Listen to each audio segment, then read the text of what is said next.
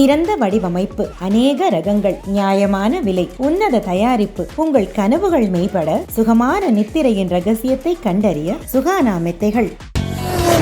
Fast track taxi ஆப்பின் உத்தரவாதம். Trip cancellation இல்லை, extra payment இல்லை, நியாயமான கட்டணம். இதுவே ஃபாஸ்ட் ட்ராக் டாக்ஸி ஆப்பின் உத்தரவாதம். GT பாரதியின் எலிமெண்ட்ஸ் சீனியர் லிவிங் அபார்ட்மெண்ட்ஸ் இன் வண்டலூர், சென்னை. கால் 8939839001. தினம்தோறும் விளக்கேற்ற நல்ல எண்ணெய், இதயம் நல்லெண்ணெய்.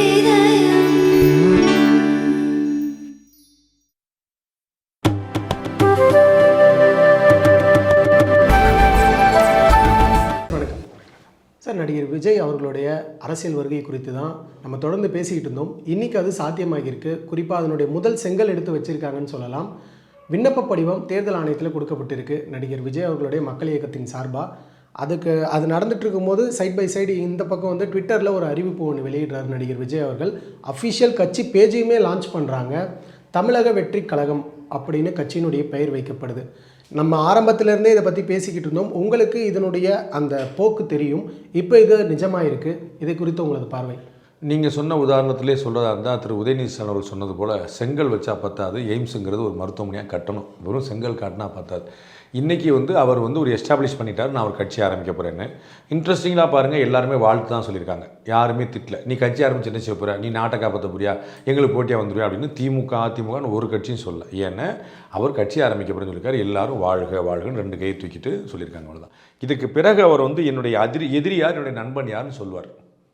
சொல்கிற அன்னைக்கு மற்ற கட்சிகள்லாம் தன்னுடைய ஃபேஸை காட்டுவாங்க. அது வரைக்கும் நம்மளும் கவனமாக இருக்கிறது தான் சரி. ஏன்னா அவர் என்ன பண்ண போகிறாருன்னு தெரியாமல் அவர் வெற்றி பெறுவார் தோல்வி அடைவார்னு சில கற்பனைகள் பொருள் அர்த்தம் கிடையாது.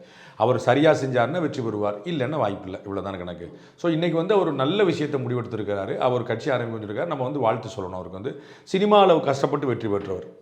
சினிமாவில் கஷ்டப்பட்டு விட்டு அரசியல் சுலபமான பாதையில் அண்ணன் சீமான் ரொம்ப தெளிவாக சொல்லியிருக்கார். ஆரம்பிக்கிறது ஈஸி, சஸ்டெயின் பண்ணுறது கஷ்டம் அப்படின்னு இருக்கார். அது மாதிரி அது போக தான் தெரியும் அவங்களுக்கு. தமிழ்நாட்டில் 80 ஆரம்பிக்கப்பட்ட கட்சி மத்தியில் ஆட்சியவே பிடிச்சிருச்சு. தமிழ்நாட்டில் பாஜக எவ்வளோ சிரமப்படுது பாருங்கள். அப்போ அதுலேருந்து என்ன தெரியுது, ஆளுங்கட்சியாகவே நீங்கள் டெல்லியில் இருந்தால் கூட இங்கே ஏற்கனவே அங்கே வாஜ்பாய் பேரில் ஆளுங்கட்சியாக இருந்த கட்சி, இப்போ 2 டேர்ம் முடிச்ச கட்சி தமிழ்நாட்டில் எவ்வளோ சிரமப்படுது பாருங்கள். அப்போ இங்கே அண்ணாமலை ஒருத்தர் தேவைப்படுறார், இது கொண்டு வந்து அது மாதிரி ஒரு பெரிய சேலஞ்சு. கட்சி ஆரம்பித்து நடத்துறதுங்கிறது சுலபம் இல்லை. ஏன்னா அது இப்போ இவருடைய படங்களே எவ்வளோ படம் ஃபெயிலியர் ஆயிருக்கு, இவருடைய படங்களே எவ்வளோ படம் வரலாற்று ரெக்கார்ட் பண்ணியிருக்கு. அப்போ விஜய் நடித்தாலே ஒரு படம் ஓடும், ஒரு படம் ஓடாது. ஏன்னா மக்களுக்கு பிடிச்சிருக்கணும். சினிமா, அரசியல், விளையாட்டு, ஆன்மீகம், இந்த 4 மக்களுக்கு பிடிச்சிருந்தா தான் நடக்கும். ஊரில் 100 வெங்கடாஜலபதி கோயில் இருக்குது, ஆனால் திருப்பதி எப்படி இருக்குது? ஊரில் 100 முருகன் கோயில் இருக்குது, பழனி எப்படி இருக்குது? இப்படி ஒவ்வொரு 100 பெருமாள் கோயில் இருக்குது, ஸ்ரீரங்கம் எப்படி இருக்குது? அப்போ என்ன தான் இருந்தாலும் மக்கள் அது மாதிரி தான். 1000 கிரிக்கெட் இருக்குது, 1000 பிளேயர் இருக்கிறாங்க. ஒரு விராட் கோலினா எப்படி, ஒரு தோனினா எப்படி பண்ணுறாங்க? ஸோ மற்றவங்களாம் விளையாடலையா, ஜடேஜா விளையாடுறாரு, இல்லைன்னா விளையாடுறாரு. ஆனால் தோனினா வெறி பிடிச்சிடும் மக்களுக்கு.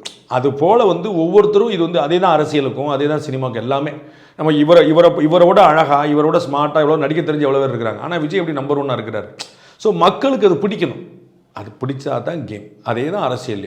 அதாவது அவர் என்ன ஆகும், திரு கமல்ஹாசன் உதாரணம் சொல்லலாம், உடனே எம்ஜிஆர் உதாரணம் சொல்லலாம், புரியுங்களா, சிவாஜியை உதாரணம் சொல்லலாம், வேற ஒருத்தர் சொல்லலாம். அந்த மாதிரி நம்ம சொல்லிகிட்டே போகலாம். அதோட ஸோ இவர் என்ன பண்ணுறாருங்கிற பொறுத்து நம்ம சொல்ல முடியும். இன்றைக்கி அவருக்கு நம்முடைய பரிபூர்ணமான வாழ்த்து. அவர் கொடுத்துருக்கக்கூடிய அந்த அஃபிஷியல் ஸ்டேட்மெண்ட்டை படிக்கும்போது ரொம்பவே தெளிவாக என்னென்ன சொல்லணுமோ, யார் யாருக்கு எந்தெந்த சந்தேகங்கள் ஏற்படுமோ எல்லாத்தையும் பூர்த்தி செய்கிற விதமாக அந்த ஸ்டேட்மெண்ட்டில் இருக்குது. அப்படியா? அப்போ அப்படியே நீ பாட்டிட்டு இப்போ நான் கேள்வி வைக்கிறேன், நீங்கள் பதில் சொல்கிறீங்க. இப்போ நம்ம அப்படியே மாற்றி பேட்டி என்ன சொல்கிறோம், பாண்டே கேட்குறாரு, தம்பி பதில் சொல்கிறார். சரி, அவர் காங்கிரஸுக்கு எதிராக இருக்காரா, ஆதரவாக இருக்காரா? அதையெல்லாம் நாடாளுமன்ற தேர்தல் முடிந்த பிறகு நீங்க என்ன சொன்னீங்க? இல்ல இப்ப நீங்க என்ன சொன்னீங்க? அதெல்லாம் தேர்தலுக்கு பிறகு அதான் நான் என்ன சொல்லிட்டு இருந்தேன். நான் என்ன சொல்லிட்டு இருந்தேன், அவர் என்ன செய்ய போறாருங்கிற பொறுத்தாங்க பார்க்க முடியும். நான் பதில் சொன்னேன். நீங்க என்ன சொன்னீங்க? அந்த 3 பக்க அறிக்கையில எல்லா கேள்விகளுக்கும் பதிலா என்ன சந்தேகம்லாம் வருமோ அத்தனைக்கும் தெளிவா அப்படி சொன்னீங்கன்னா இல்லையா? அப்ப அதனால தான் கேட்கிறேன், காங்கிரஸ்க்கு எதுக்கு கட்சி எதுக்கு போறாரு? ஒரு கட்சி ஆரம்பிக்க போறதா ஒரு அறிவிப்பு வந்த உடனே எல்லாருக்கும் எழுகின்ற கேள்வியை, அவர் யாருக்கு எதிராக நிற்க போறாரு, எந்த கொள்கைக்கு எதிராக நிற்க போறாரு? சரி, எந்த கொள்கை எதிராக நிற்கிறார்? சரி, அப்படியே வாங்க. என்ன சொல்றீங்க? எந்த கொள்கை எதிராக நிற்கிறார்? சர்ச்சைக்குள்ள சிக்காம இருக்கிறதுக்காக தான் அவர் தெளிவா நாடாளுமன்ற தேர்தலுக்கு பிறகு எல்லாமே சொல்ல. அதைத்தானங்க உள்ள நான் சொல்லி, நீங்க தெளிவான்னு சொன்னால எல்லா கேள்விக்கும் பதில் சொல்ல முடியாது, தெளிவான்னு சொன்னீங்களேங்கிறத நான் பிரேக் போட்டேன். நீங்க பதில் சொல்லுங்க. காங்கிரஸ்க்கு ஆதரவாக இருக்காருன்னா நாடாளுமன்ற தேர்தலுக்கு பிறகு சொல்லிட்டீங்க. எந்த கட்சிக்கு எதிராக இருக்காருன்னு சொன்னா நாடாளுமன்ற, அதுதான் நான் சொல்லிட்டு இருந்தேன். அவர் தெளிவாலாம் சொல்லலை. அவர் எல்லா பக்கமும் துண்டு போட்டு வைக்கிறார். ஏன்னா அவர் வந்து ஒரு நடிகராக தான் இன்னைக்கு வரைக்கும் இருக்கிறார், இன்னும் அரசியல்வாதியாக மாறல. அரசியல் கட்சி தலைவராக உங்கள் அன்பு பிள்ளை விஜய் அப்படின்னு இல்லாமல் தலைவர் தமிழக வெற்றி கழகம் விஜய் அப்படின்னு போட்டிருக்காரு. இந்த தலைவர் அப்படிங்கிறது எவ்வளோ கஷ்டம்னு இனிமே தான் தெரியும் அவருக்கு. இப்போ பிரச்சனை இல்லை. இன்றைக்கி அந்த அறிக்கையிலே என்ன இருக்குன்னா எல்லாருக்கும் நல்லவராக ட்ரை பண்ணுறார். அப்போ நான் ஊழலுக்கு எதிராக இருப்பேன், யார் ஆதரவாக இருப்பா? மதவாதத்துக்கு எதிராக இருப்பேன், யார் ஆதரவாக இருப்பா? எல்லாருக்கும் வந்து இது பிறப்போக்கும் எல்லா உயிருக்கும், ஆமாம் யார் இல்லைன்னா? புரியுதுங்களா? எண்ணி துணிய கர்மம், ஆமாம் அப்படி தான் செய்யணும். இவர் சொன்னது எல்லாமே எல்லாரும் ஆமாம்பாங்க. யார் எதிர்ப்பா? ஜவாஹிருல்லா எதிர்ப்பாரா? அர்ஜுன் சம்பத் எதிர்ப்பாரா? சீமான் எதிர்ப்பாரா? உதயநிதி எதிர்ப்பாரா? அண்ணாமலை எதிர்ப்பா? யார் எதிர்ப்பா இவர் சொன்னதை? இது வந்து ஒரு காமன் குட்வில் ஸ்டேட்மெண்ட். முதல்ல நம்ம வந்து விஜய் பேரில் தலைவர் பேரில் அறிக்கை கொடுக்குறோம், நல்ல செய்தி மட்டுமே சொல்லுவோம்னு சொல்கிறார். பிள்ளையார் சொல்லி போட்டிருக்காரு, அவ்வளோதான். இப்போ இந்த இடத்துல இன்னொரு கேள்வி நீங்கள் சொன்னதுல இருந்தே சார், அவருடைய ஸ்டேட்மெண்ட்டில் அடிப்படை அரசியல் மாற்றத்துக்காக மக்கள் ஏங்கி கிடக்கிறாங்க அப்படிங்கிற மாதிரியான ஒரு வார்த்தை. அடிப்படை அரசியல் மாற்றம்லாம் ஏங்கலை, அதிமுக பதிலாக ஏங்கிட்டு இருக்காங்க. தமிழ்நாட்டில் என்றைக்குமே பார்த்தீங்கன்னா இன்னைக்கு தேதிக்கு ஒரு 6.25 கோடி வாக்காளர்கள் இருக்கிறாங்க. இதில் ஒரு 30% ஓட்டு போட மாட்டாங்க. எப்பயுமே 25% 30 70% தான் நம்முடைய ஓட்டு பர்சன்டேஜ், நல்ல பர்சன்டேஜ் ஆக்சுவலாக. பட் நம்ம 30% ஓட்டு போட மாட்டாங்க. அதாவது 6.25 கோடியில் 30% மக்கள் ஓட்டே போட மாட்டாங்க.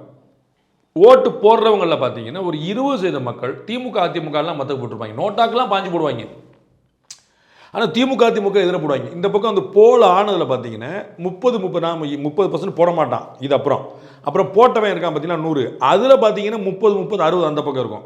யாருக்கு நார்மலாக பார்த்தீங்கன்னா ஏடிஎம்கே ஒரு 30%, டிஎம்கே யார் கூடுறாங்களோ ஒரு 10% கூடினா அவங்க ஆட்சிக்கு வந்துடுவாங்க. இவங்க கம்மியாக இருக்கும், அந்த 10% கம்மியாக இருக்கும். இவங்க 25 வாங்கினாங்கன்னா இவங்க 35 வாங்கியிருப்பாங்க. சரிங்களா? சில தேர்லாம் 1.5% தான் டிஃபரன்ஸே பார்த்தோம் நம்ம. ஸோ அது மாதிரினா ஒரு ஆவரேஜாக வச்சுக்க 30. திரும்பி இந்த பக்கம் பார்த்தீங்கன்னா 60 போக 40 பார்த்தீங்கன்னா வெளியே சுற்றிட்டு இருக்கும், ஏதாவது போலானதுலேயே. அப்போ வந்து அதிமுகவுக்கு மாற்றாக வரணுங்கிறக்காக தான் தமிழ்நாட்டில் நாம் அறிந்த நாட்கள்லேயே பாமக, தேமுதிக, பாஜக, நாம் தமிழர் இத்தனை கட்சிகள் வந்து உள்ள ட்ரை பண்ணுச்சு இந்த ஆல்டர்னேட்டிவ் ஃபோர்ஸுக்காக தான். அதை சைன் பண்ண முடியாமல் தான் இன்னும் பல பேர் ட்ரை பண்ணிட்டு இருக்காங்க. அதே இடத்துக்கு தான் திரும்ப அவர் வர்றார்.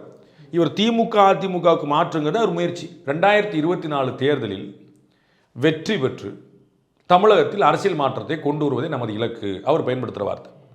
2026 சட்டமன்றத்தில் வெற்றி பெறும். யாரை வெற்றி பெறுவீங்க? ஜெகன்மோகன் ரெட்டியவா?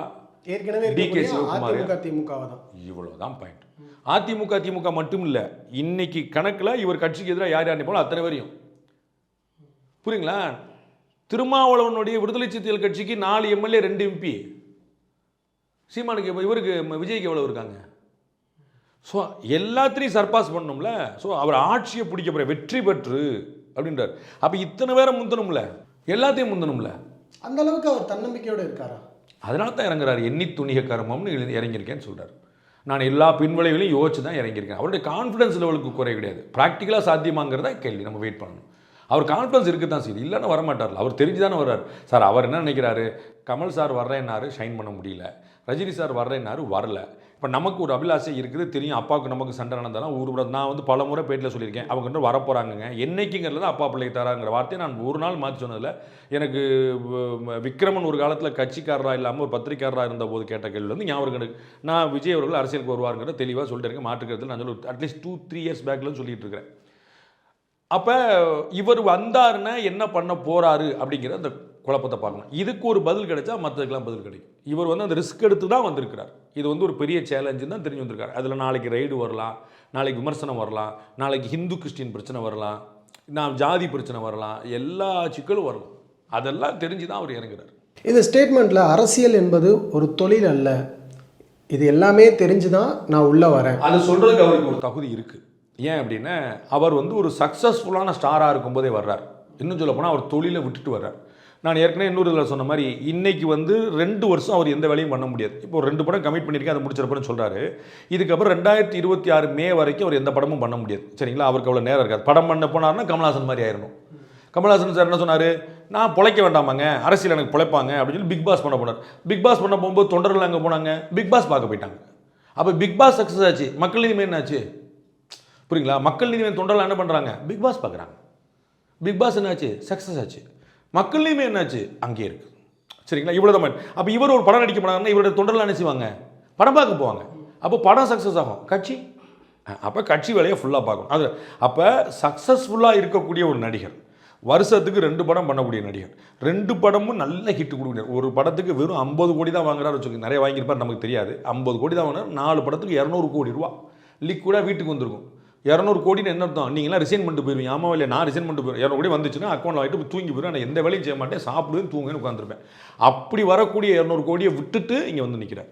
அதனால் இது எனக்கு ஒரு தொழில் அல்ல, இது ஒரு புனிதமான சேவைன்னு அவர் சொல்கிறதுல ஒரு அர்த்தம் இருக்குன்னு நினைக்கிறேன். நடிகர்கள் அரசியலுக்கு வருவது குறித்து பல்வேறு விதமான சர்ச்சைகள். எனக்கு எந்த விமர்சனம் கிடையாது. டாக்டர் வரலாம், இன்ஜினியர் வரலாம், எல்லாரும் வரலாம், அப்புறம் அவர் வரலாம், அது ஒன்றும் குழப்பம் இல்லை.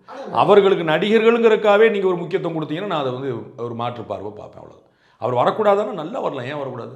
எவ்வளவு முக்கியத்துவம் கொடுத்துருந்தாலும் மீடியா சைடில் அவங்க அரசியலை சஸ்டெயின் பண்ணணும் அப்படின்னா நீங்கள் முன்னாடி குறிப்பிட்ட இந்த மாதிரி களத்தில் இறங்கி வேலை பார்த்துருக்கணும். இல்லைன்னா முடியாது. நம்ம வந்து திரு பாக்யராஜ் சார் அரசியல் இறங்கி பார்த்தோம், திரு டி ராஜேந்தர் அரசியல் இறங்கி பார்த்தோம், திரு கார்த்திக் இறங்கி பார்த்தோம், திரு சிவாஜி கணேசன் இறங்கி பார்த்தோம். சிவாஜி கணேசன் யாருன்னு உங்களுக்கு தெரியுமா? எம்ஜிஆருக்கு இணையான நடிகர், எம்ஜிஆரோட பிரமாதமான நடிகராக அறியப்பட்டவர். சிவாஜின்னா அது வந்து இந்தியா ஆடும், அப்படிப்பட்ட பங்க்சுவாலிட்டின்னா மறு பேர்.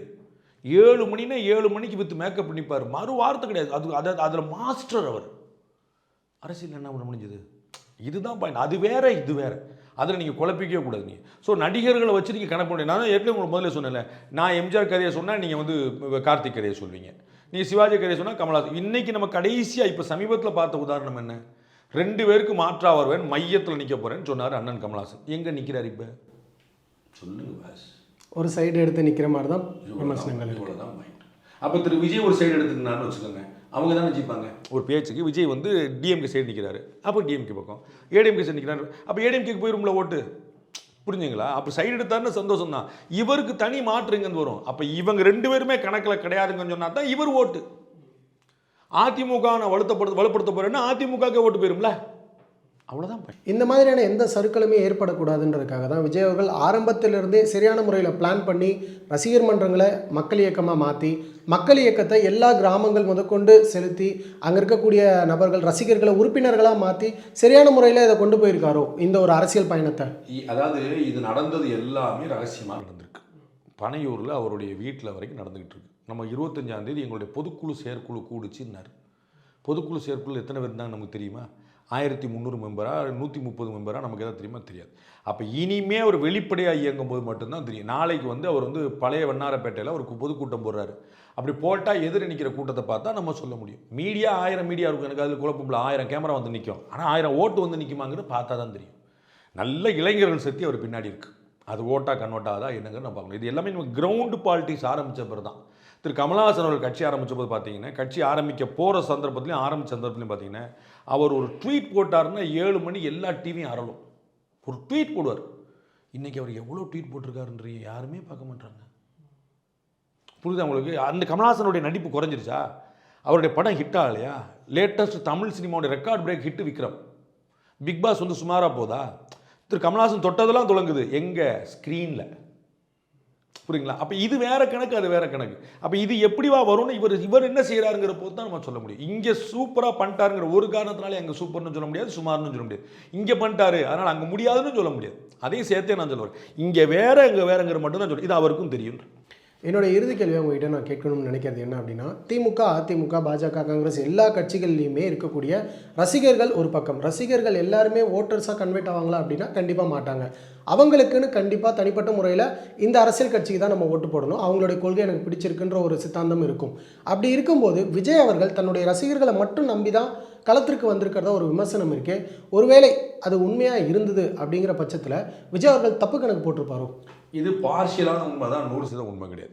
எப்படி இவர் கட்சியிலேயே இவருடைய கட்சி ரசிகர்களாகவே பல கட்சிக்காரங்க இருப்பாங்களோ, அது மாதிரி பல கட்சியிலே இவர் ரசிகர்கள் இருப்பாங்க. அப்படி ரிவர்ஸ்லையும் பாருங்கள். ஸோ அவங்களும் இங்கே வரலாம். புரியுங்களா? நான் வந்து விஜய் ஃபேனு, ஆனால் நான் வந்து திமுகவில் இருந்தேன். இன்றைக்கி தளபதியே வந்து கட்சி ஆரம்பிக்கிறார், நான் அவர் கட்சிக்கு போகிறேன். அப்படியே 4 பேர் நினைக்கலாம்ல. நான் வந்து விஜய் ஃபேனு, நான் வந்து திமுகவில் இருந்தேன், அவர் கட்சி ஆரம்பிச்சிட்டார், இனிமேல் நான் ரசிகர் கிடையாது, படம் பார்ப்பேன், ஆனால் ஓட்டு திமுக அப்படின்னு நினைக்கலாம்ல. ஸோ ரெண்டுமே இருக்கும்போது ஒரு தப்பு கணக்கு போட்டார்னோ ஒத்து வராதுன்னு சொல்ல முடியாது. அவர் ரெண்டுமே தெரிஞ்ச நியூட்ரல் ஓட்டு 4 வரலாம்ல.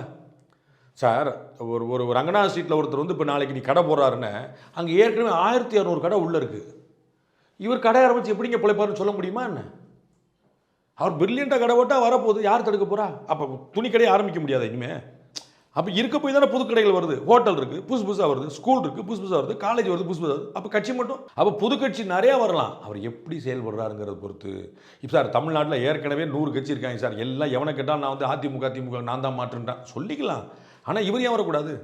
தாராளமாக வரலாம். அவருடைய ஆக்ஷன் தான் அந்த ரிசல்ட்டை சொல்லும்.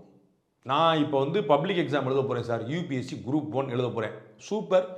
நான் ஐஏஎஸ்ஸா ஐபிஎஸ்ஸா இல்லையா, பிரிமில் போச்சா இன்டர்வியூவில் போச்சான்னு பரிட்சை எழுதும் போது தானே தெரியும். இவர் என்ன சொல்லியிருக்காரு, நான் யூபிஎஸ்சி தேர்வு எழுத போகிறேன் அப்படின்னு இருக்காரு. நம்ம என்ன சொல்லணும், வாழ்த்துக்கள் சொல்லணும், அவ்வளோதான். ஐஏஎஸ்ஸா ஐபிஎஸ்ஸா ஐஎஃப்எஸ்ஸா இல்லையா, ஃபஸ்ட்லேயே போச்சா, ஏஜ் முடிஞ்சு போச்சா, அதெல்லாம் நமக்கு வந்து போட்டி எழுதுனா தான் தெரியும். உங்களுடைய நேரத்தை பயந்தமைக்கு ரொம்ப நன்றி சார்.